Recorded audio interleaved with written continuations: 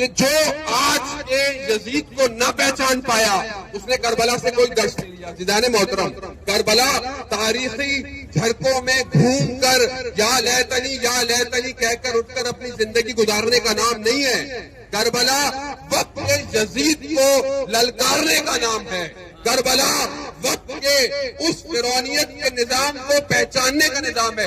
اگر آج ہمیں یہی نہیں پتا کہ آج ہمارا دشمن کون ہے تو پھر ہم کس کربلا کی طرف جا رہے ہیں؟ امام حسین نے اس زمانے میں حق اور باطل کے درمیان میں جو لکیر کھینچی ہے واضح کر دیا کہ نہ کوئی درمیانی صورت نہیں ہے، یا حق کی طرف ہو یا پھر باطل کی طرف ہو۔ آج ہمیں پہچاننا پڑے گا کہ وقت کا یزید کون ہے، اس کے فتنے کیا ہیں، اس کی سازشیں کیا ہیں، اور اس نظام کو پہچاننا پڑے گا جو آپ کے ان قدموں کی ضمانت دے رہا ہے۔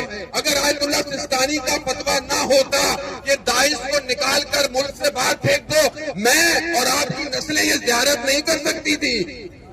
آج دنیا مجتہدین کے نظام کے خلاف کھڑی ہوئی ہے۔ بڑے آرام سے لوگ ممبروں پہ جا کر مجتہدین کو، ان شہداء کو جن کی تصویریں لگی ہیں، ان کے خون کے قطرے ہمارے قدموں کی ضمانت ہے، جنہوں نے ان حرموں کو بچایا ہوا ہے۔ ہم نے کون سی تکلیفیں برداشت کی؟ ہم کون سا سیریا چلے گئے؟ ہم کون سا حرم پر؟ آج کتنے یتیم بچے انہی کے ہیں۔ عزیزان محترم، یہ اصل کربلا ہے۔